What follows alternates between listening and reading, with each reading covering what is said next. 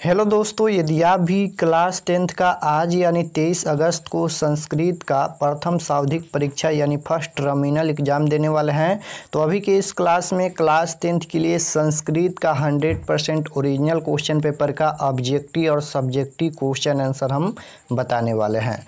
तो आप लोग क्लास में अंत तक बने रहिएगा। ये क्लास 10th का संस्कृत का ओरिजिनल क्वेश्चन पेपर है, सेम टू सेम यही क्वेश्चन पूछा जाएगा और इसका ऑब्जेक्टिव भी देखेंगे और इसका सब्जेक्टिव क्वेश्चन आंसर भी देखेंगे। तो दोनों इसी क्लास में हम बताने वाले हैं, आप लोग क्लास में अंत तक बने रहिएगा। तो चलिए सबसे पहले हम लोग इसका ऑब्जेक्टिव क्वेश्चन देखते हैं। तो सबसे पहले खंड अ मिलेगा। खंड अ में आपसे वस्तुनिष्ठ प्रश्न पूछा जाएगा, ऑब्जेक्टिव टाइप क्वेश्चन 1 से लेकर 30 तक, जिनमें से 25 प्रश्नों का ही एग्जाम में जवाब देना है। तो देखिए फर्स्ट क्वेश्चन है कि स्वामी दयानंद का जन्म किस वर्ष हुआ था।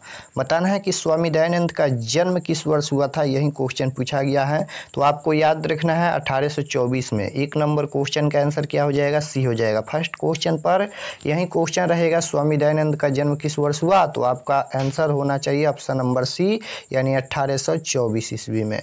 क्वेश्चन नंबर 2 है, स्वामी दयानंद की मृत्यु कब हुई थी। अब यहाँ पर मृत्यु पूछा गया है, स्वामी दयानंद की मृत्यु कब हुई थी, तो आपको याद रखना है 1883 ईस्वी में। Right answer option number A हो जाएगा। क्वेश्चन नंबर 3 है, संस्कार कितने होते हैं। कई बार बताया है संस्कार 16 होते हैं। Right answer option number A हो जाएगा। संस्कार कितने होते हैं, 16। 3 का option number A. 4 number question है, जन्मपूर्ण संस्कार कितने होते हैं। अब यहाँ पर जन्मपूर्ण कितने संस्कार होते हैं, तो राइट आंसर 4 का ऑप्शन नंबर ए हो जाएगा, 3 होते हैं। क्वेश्चन नंबर 5 देखिए, 5 नंबर यहाँ पर क्वेश्चन है, संस्कार के कितने प्रकार हैं। अब यहाँ पर प्रकार पूछा गया है, कितने हैं ये नहीं, संस्कार के प्रकार पूछा गया है। तो राइट आंसर 5 नंबर का बी हो जाएगा, 5 होते हैं। क्वेश्चन नंबर 6 है, शैशवावस्था में कितने संस्कार होते हैं। अब यहाँ पर शैशवावस्था में कितने संस्कार होते हैं, तो राइट आंसर ये हो जाएगा 6। क्वेश्चन नंबर 7 है, लज्जा मोह की संस्कार के अंतर्गत आता है, तो राइट आंसर 7 का ऑप्शन नंबर बी हो जाएगा, विवाह संस्कार। क्वेश्चन नंबर 8 देख लीजिए। 8 नंबर क्वेश्चन है, यहाँ पर भारत महिमा पाठ प्रथम श्लोक कहाँ से लिया गया है। बताना है कि भारत महिमा पाठ का प्रथम श्लोक कहाँ से लिया गया है, तो राइट आंसर 8 का क्या हो जाएगा, विष्णु पुराण से। राइट आंसर बी हो जाएगा, 8 का option number B. Question number 9 है, यहाँ पर अर्थवेद में कितने ऋषिकाओं का वर्णन है। अर्थवेद में कितने ऋषिकाओं का वर्णन है, तो राइट आंसर आपको याद रखना है ऑप्शन नंबर ए हो जाएगा, 5। 10 नंबर है, सभी ऋषिकाओं का वर्णन किस वेद में है। सभी ऋषिकाओं का वर्णन किस वेद में है, तो राइट आंसर ये हो जाएगा ऋग्वेद में। 10 नंबर का ऑप्शन नंबर ए हो जाएगा। 11 नंबर क्वेश्चन है, मैत्री की चर्चा किस उपनिषद में की गई है। मैत्री की चर्चा किस उपनिषद में की गई है, तो राइट आंसर ए हो जाएगा, बृहदारण्यकोपनिषद में। क्वेश्चन नंबर 12 देखिए। 12 नंबर क्वेश्चन है, विद्यापति किस भाषा के कवि हैं। विद्यापति आलसियों के कवि जो लिखे हैं, विद्यापति किस भाषा के कवि हैं, तो आपको याद रखना है मैथिली भाषा के कवि हैं। राइट आंसर बी हो जाएगा। आलस कथा पाठ के रचयिता विद्यापति हैं। 13 नंबर क्वेश्चन है, आलस कथा पाठ में कितने पुरुष होकर आपस में बात कर रहे थे, तो 4 पुरुष, चारों असली आलसी थे। राइट आंसर बी हो जाएगा, 13 का बी।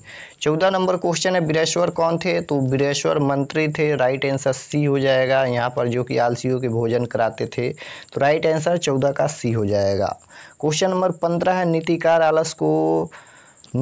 आलस को किसके समान मानते हैं, तो राइट आंसर 15 का ऑप्शन नंबर ए हो जाएगा। 16 नंबर क्वेश्चन है, मैत्री के अलावा किस भाषा में विद्यापति का स्वामित्व था। अब यहाँ पर पूछा गया है मैथिली के अलावा किस भाषा में विद्यापति का स्वामित्व था, तो राइट आंसर 16 का ऑप्शन नंबर सी हो जाएगा, संस्कृत। पटना किस नदी के किनारे बसा है। 17 नंबर क्वेश्चन देखिए, पटना किस नदी के किनारे बसा है, तो राइट आंसर सी हो जाएगा, गंगा नदी के किनारे।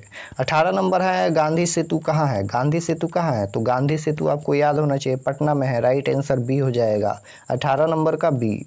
क्वेश्चन नंबर 19 है, सत्यमेव जयते कहाँ से लिया गया है, तो मुंडकोपनिषद से लिया गया। 19 का राइट आंसर डी हो जाएगा, सत्यमेव जयते किस उपनिषद से लिया गया है, मुंडकोपनिषद से। क्वेश्चन नंबर 20 है, यहाँ पर पूछा गया है, यहाँ पर ये कौन सी संधि है, तो राइट आंसर 20 का ऑप्शन नंबर बी हो जाएगा, व्यंजन संधि। 21 नंबर क्वेश्चन है, और रमा शब्द का रूपी सप्तमी विभक्ति द्विवचन में क्या होगा। रमा शब्द का रूप सप्तमी विभक्ति द्विवचन बताना है, तो राइट आंसर 21 नंबर का ऑप्शन नंबर सी हो जाएगा रमाया। क्वेश्चन नंबर 22 पूछा गया है यहाँ पर, पृच्छ्वन्तु किस लकार का रूप है? तो राइट आंसर 22 का डी हो जाएगा, लिटिल लकार का रूप है। 23 नंबर क्वेश्चन देखिए, 23 नंबर क्वेश्चन है, ज्ञासयंती का पुरुष और वचन निम्न में कौन है? तो राइट आंसर 23 नंबर का ऑप्शन नंबर सी हो जाएगा, प्रथम पुरुष बहुवचन। 24 नंबर है, वागधीश का संधि विच्छेद क्या होगा? वागधीश का संधि विच्छेद बताना है, तो राइट आंसर 24 नंबर का बी हो जाएगा, वाक प्लस ईस। वागधीश का संधि विच्छेद वाक प्लस ईस। क्वेश्चन नंबर 25 है, जगन्नाथ का संधि विच्छेद, जगन्नाथ का संधि विच्छेद जगत प्लस नाथ। राइट आंसर बी हो जाएगा, जगत प्लस नाथ। 25 का बी। 26 देख लीजिए, 26 नंबर क्वेश्चन है, पठिवती का प्रत्यय बताना है, तो राइट आंसर क्या हो जाएगा? पठितवती। तो राइट आंसर क्या हो जाएगा यहाँ पर 26 नंबर का देखिए, तो 26 का सी हो जाएगा, श्रित प्रत्यय। 27 नंबर क्वेश्चन है कि स्त्री प्रत्ययों की कुल संख्या कितनी है? बताना है कि स्त्री प्रत्ययों की कुल संख्या कितनी है? तो राइट आंसर 27 नंबर का सी हो जाएगा, यहाँ पर 8 हो जाएगा, 27 का सी। 28 नंबर क्वेश्चन है, संस्कृत में कुल कितने कारक हैं? संस्कृत में कारक बताना है, तो संस्कृत में 8 कारक होते हैं। राइट आंसर क्या हो जाएगा? बी हो जाएगा। संस्कृत में कितने कारक होते हैं? 8 कारक होते हैं। क्वेश्चन नंबर 29 पूछा गया है यहाँ पर, सचेत पृष्ठ का धातु क्या हुआ? तो right answer option number B हो जाएगा। उसके बाद 30 नंबर क्वेश्चन है, प्राय गा ददाती रेखा किंत पद में कौन सी विभक्ति हैं? तो राइट आंसर 30 नंबर का ए हो जाएगा। तो यहाँ पर हम लोग क्लास 10th के संस्कृत के ऑब्जेक्टिव क्वेश्चन आंसर हम बता दिए हैं 30 में 30, जिनमें से एग्जाम में मात्र 25 प्रश्नों का ही एग्जाम में जवाब देना है। तो 5 प्रश्न छोड़ दीजिएगा जिस पर आप लोग को डाउट होगा, और 25 क्वेश्चन आप लोग सही सही बना कर रहिएगा। तो चलिए हम इसका सब्जेक्टिव क्वेश्चन आंसर भी देख लेते हैं इसी क्लास में।